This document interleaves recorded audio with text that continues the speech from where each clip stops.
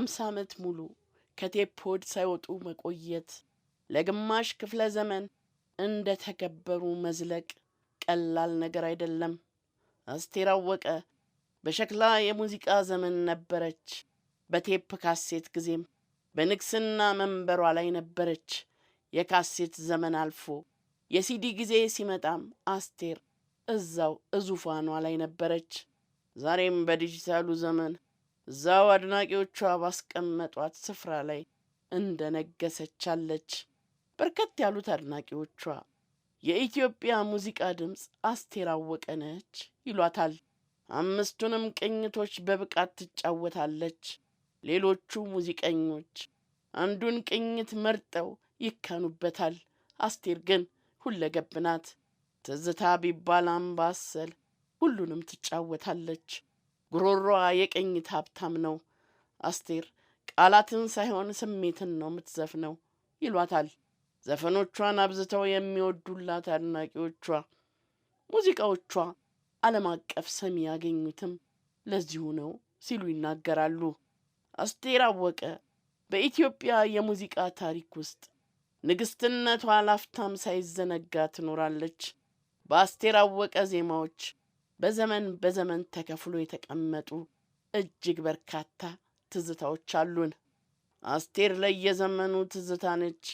የልጅ ልጆቻችን ሳይቀሩ ዘፈኖቿን ሲሰሙ ስላሳለፉት ጊዜና ስለተሰማቸው ስሜት ልክ እንደኛና ወላጆቻችን ልባቸው ውስጥ የሚቀመጥ ትዝታን ከትበው ያስቀምጡበታል።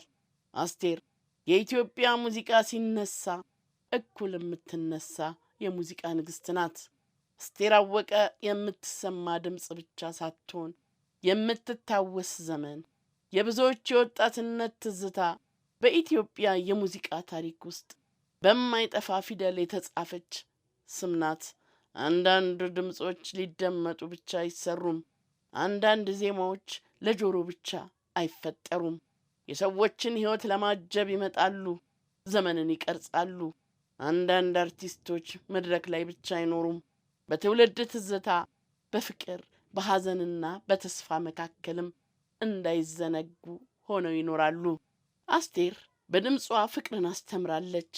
በዜማዋ የመለያየት ህመምን፣ የናፍቆት ስቃይን፣ የዘመን ትዝታን አስተዝታናለች። በመድረክ ላይ ሙዚቃ እንዴት እንደሚሰራም ሰርታ አሳይታናለች። ለዚህም የትውልዶች ልብ ውስጥ የቀሩ ስራዎቿ በጊዜ ያልተሸነፉ ምስክሮች ናቸው። ሰሞኑን ገላገላ የአስቴር አወቀ ትዝታዎች ቁጥር 2 በሚል አልበም ከቀደሙት ስራዎቿ የተመረጡ ዘፈኖችን በአዲስ አቀራረብ ይዛ 27ኛ አልበሟን እንሆኝ ብላናለች። ይህ አልበም የአስቴርን የማዜም ብቃትና የሙዚቃ እውቀትን ለሰከንድ የማይክዱበት፣ እንደ ሁልጊዜ ሁሉ አስቴር የሙዚቃ ንግስትነቷን ያረጋገጠችበት አልበም ነው።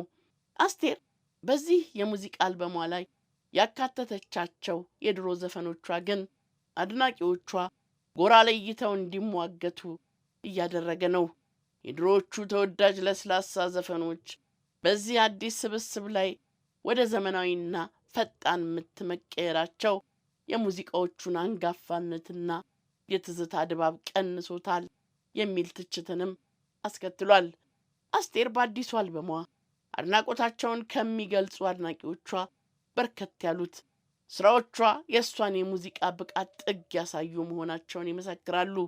ድምጿ ዕድሜ የማይበግረው ተአምር ነው ሲሉም ይገልጿታል። ሙዚቀኛ ዘመናዊ ሽሬ ሙዚቀኛ የሚባለው ጊዜን ስለተቃወመ አይደለም፣ ከጊዜ ጋር እየተጓዘ በየዘመኑ ራሱን እያደሰ ማንነቱን ሳይተው ስለቀጠለ ነው የሚሉ አድናቂዎቿ ሙዚቃ እንደ ዛፍ ናት። ስሯ በትናንትና ውስጥ ይቆማል፣ ቅርንጫፏ ግን ወደ ነገ ይዘረጋል። የድሮውን ስር እያከበርክ አዲስ ቅጠል ማብቀል ጥፋት አይደለም፣ የህይወት ምልክት ነው ይላሉ። የሰርጌ ትዝታን በድሮ መልኩ የሚወድ ሰው የዚያን ዘመን ስሜት ይወዳል። በአዲሱ ቅርጽ የሚወደው ደግሞ የዚህን ዘመን ትንፋሽ ይሰማል። ሁለቱም እውነት ናቸው። አንዱ ሌላውን አያጠፋም። አንድ ነገር ሁለት ሆኖ ከቀረበ አማራጭ አለው ማለት ነው። በዋናነት የድሮውን ስራ እንዳናገኘው አልተደረግንም። አማራጭ ነው የመጣው። መርጦ የፈቀዱትን ማድመጡ የአድማጭ ጉዳይ ነው። ያሻንን መርጠን ማድመጥ በሚቻልበት ዘመን ሰው የገዛ ዘፈኑን እንዳሻው አድርጎ እንዲዘፍን ብንፈቅድለት ምን አለ?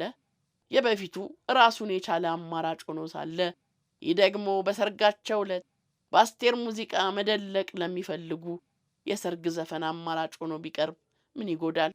የፍስክ ምግብ ተሰርቶ ለሚጾም ሰው እንደ አማራጭ የጾም ይሰራ የለ ሲሉ ኤርሚያስ ከበደ የተባሉ ሰው በፌስቡክ ገጻቸው ላይ ሐሳባቸውን አጋርተዋል።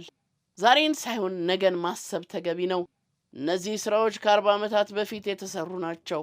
ቀጣይ ከ40 ዓመት በኋላ ለሚመጣው ትውልድ ደግሞ እንዲህ ባለ መልኩ ዘመኑን የዋጀ ተደርጎ ተሰንዶ ይቀመጣል። ለዚህ ማሳያው አዲሱ ትውልድ ጆሮ ለምን አይነት ስልተ ምት እየቀረበ እንደሆነ ያሳያል። እናም ዘፈኑ ለሚመጣው ጊዜ እንዲስማማ ተደርጎ የተሰራ ነው ሲሉም ሐሳባቸውን ይገልጻሉ። አስቴር ዘመን ተሻጋሪ ሙዚቃዎቿን በዚህ መንገድ ከጥቂት አዲስ ስራዎች ጋር ጀምላ ከምታቀርበው በላይቭ ሙዚቃ ቅንብር በምስል ብትመጣበት የተሻለ ነበር ከሚሉ አድናቂዎቿ ጀምሮ የበሰለውን ወይን ባልታጠነ በርሜል ውስጥ ከተተችው እስከሚሉት ድረስ በርካታ ትችቶችንም አስተናግዳለች። ጠንከር ያሉትም አዲሱ አልበሟ የቀድሞቹን ድንቅ ሙዚቃዎች በጅምላ የረሸነ አልበም ነው ብለውታል። በተለይም የሰርጌ ትዝታ የተሰኘ ስራዋ ላይ የተሰራው በደል ከሁሉ ይከፋል ብለዋል። የሰርጌ ትዝታ የተሰኘው የአስቴር ሙዚቃ የእውቁ ሙዚቀኛ የግራሚ ሽልማት ተሸላሚው የደረጀ መኮንን አሻራው በትልቁ ያረፈበት ስራ ነው። ይህንን ሙዚቃ ለዚህን ያህል ዘመን ሕያው አድርገው ያቆዩት 4 ባለሙያዎች ናቸው። የድምፃዊቷ አስቴር አወቀ ዜማና ውብ ድምጿ፣ አቀናባሪው ደረጀ መኮንን፣ ገጣሚው ያየሂራድ አላምረውና የኛ የአድማጮች ትዝታ። አዲሱ የሰርጌ ትዝታ ግን ለአድማጭ ስሜት ያልተጨነቀ ትዝታችንን የጨፈለቀ ሙዚቃ ነው። የሰርጌ ትዝታ ከዘፈን የተሻገረ የዘመን አሻራ ያረፈበት የጸሐፊና ዜማ ቀማሪዎች ስሜት የተገለጠበት ስራ ነው። በሕዝብ ዘንድ ታትሞ የቀረ ትዝታ ዘፈኑን በሰማን ቅጽበት ሁሉ ወደ ኋላ በትዝታ የምንነጉድበት ትውስታችን ነው። የሰርጌ ትዝታ እንኳን ያገባ ያላገባውን በትዝታ ያልሰረገውን ሰርጉን የሚያስናፍቅ ድንቅ ዘመን ተሻጋሪ ዘፈን ነው።